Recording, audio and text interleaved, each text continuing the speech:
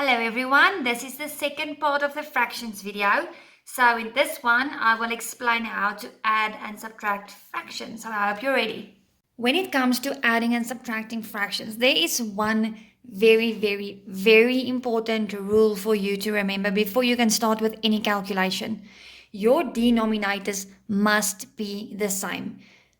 So when you get a calculation where you have to add and subtract, that's the first thing you check for, whether your denominators are the same.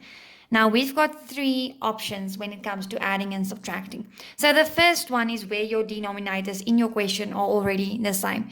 See, both of these denominators are 6. 3 over 6 plus 1 over 6. When your denominators are the same, you add numerators. You never add your denominators in a calculation where you have to add and subtract fractions. Never. You only add whole numbers and numerators. So this one here, because the denominators are the same, I can go ahead and add my numerators. 3 plus 1 is 4 over. Keep your denominators the same, 4 over 6. Now, I showed you in the previous video that you can simplify fractions when there is a number that can divide into the numerator and into the denominator. Now for this example here, what can divide into 4 and into 6? 2 over 2. That leaves me with 4 divided by 2 is 2 and 6 divided by 2 is 3. As simple as that. When your denominators are the same, you can go ahead and calculate with your numerators. A subtraction one, make sure that if you've got whole numbers, you subtract them as well. 2 minus 1 is 1. And then you go and check, are my denominators the same? Yes, they are. So you can go and subtract your numerators. 5 minus 2 gives you 3 over 7. Okay, then option 2. Now option 2 is when your denominators are not the same. See, this side we have 3 and this side we've got a 6.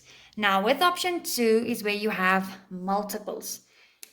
What is a multiple again? That's, for example, if you go and count in 3, 3, 6, 9, 12. Or the multiples of 5 will be 5, 10, 15, 20.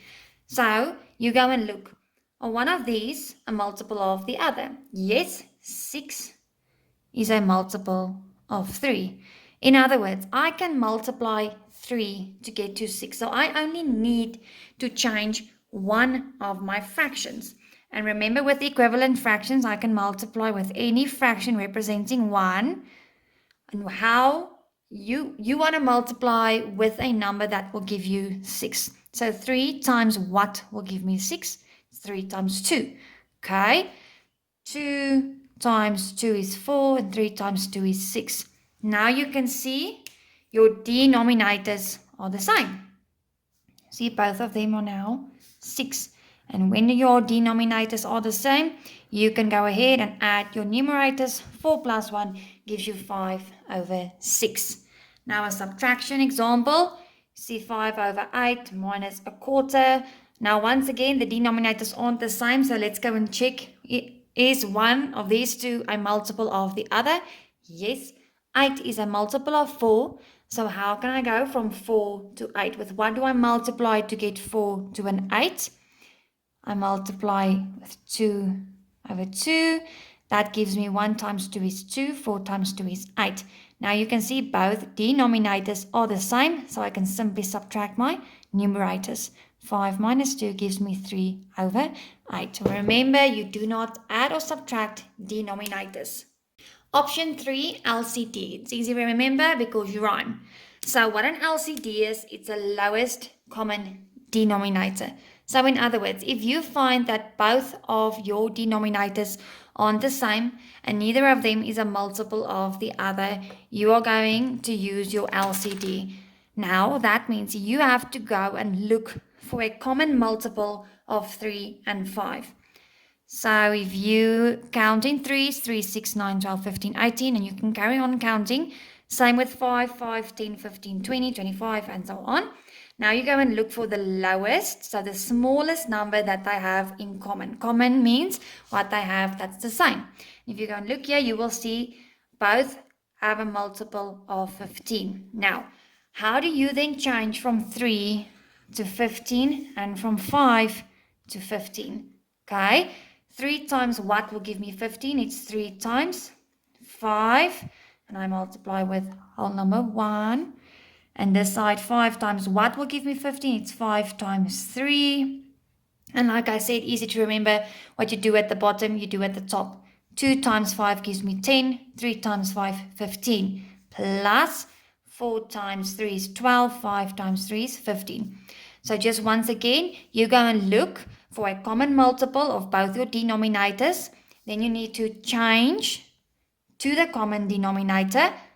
What you do at the bottom, you do at the top. So you're going to find equivalent fractions for these two. Then as soon as you have your denominators the same, you can add your numerators. 10 plus 12 gives me 22 over 15. But now what you should realize is that this is an improper fraction. And how do we change from an improper fraction to a mixed number? We shoot up. So how many times does 15 divide into 22? How many ones?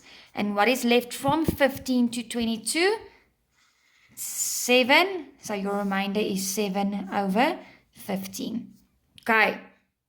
A subtraction example.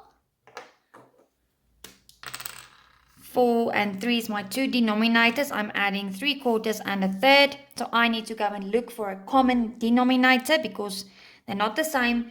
One is not a multiple of the other. So if I go and count in my multiples of 4 and my multiples of 3, I will find that 12 is the lowest common denominator. Okay, so how will I change from 4 to 12? What is equivalent?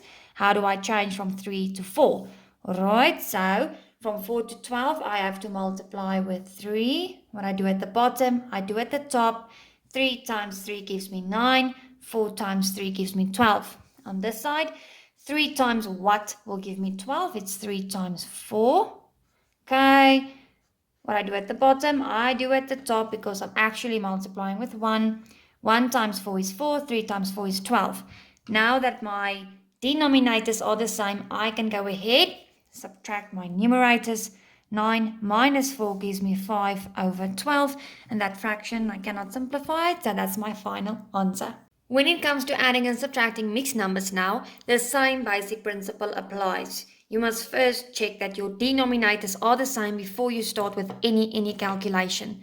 Okay, so this example, I'm going to start off immediately with the LCD example. So option 3. You've got 2 1/3 plus 1 1/4. First of all, you can see 3 1/4. It's not the same, 3 and 4. So how do I make them the same? I go find an LCD.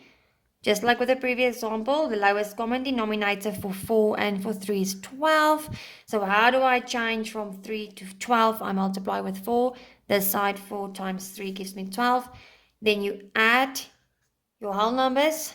You add your numerators. 2 plus 1 is 3. 4 plus 3 is 7 over 12. Now the tricky one comes in where you have to subtract mixed numbers.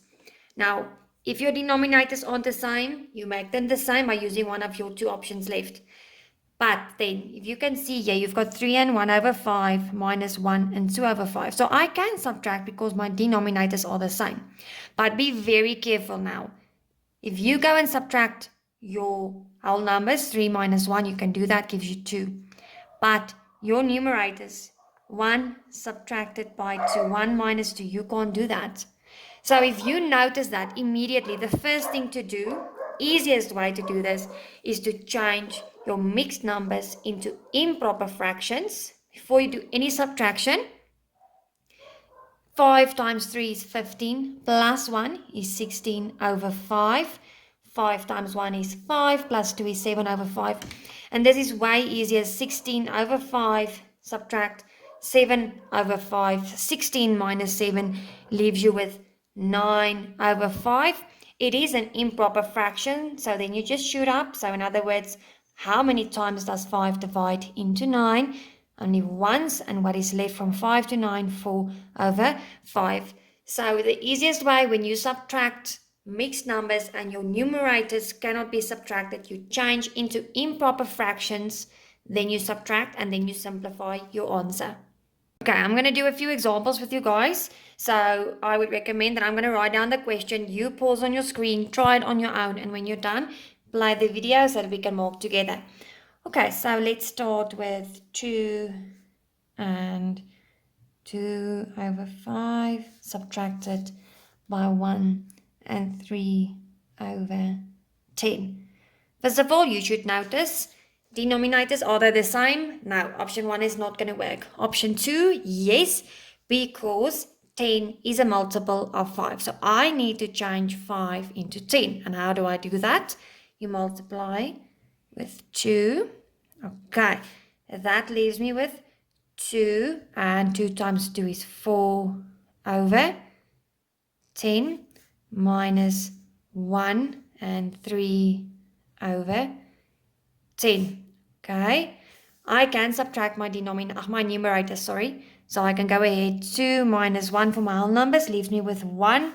4 minus 3 is 1 over 10. As simple as that.